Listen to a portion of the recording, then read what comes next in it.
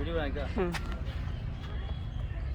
बाबू हमारा ये बाबू हैं, आज पहली बार आए हैं निकले और फर्स्ट टाइम निकले हैं लॉन्ग ड्राइव घूमने पे। के लिए लॉन्ग ड्राइव पर निकले लॉन्ग ड्राइव पर।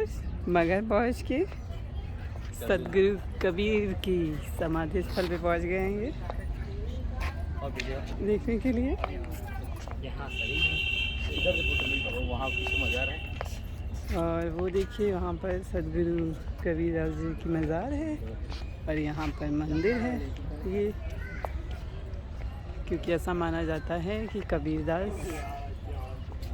हिंदू थे या मुसलमान, ये मताविदेश हैं। और ये हैं सरफराज अहमद खान और साथ में सफदर अली खान, जिनको कुछ समझ आ नहीं रहा है, बस चक्कर पकड़ करे पड़े हैं। हाँ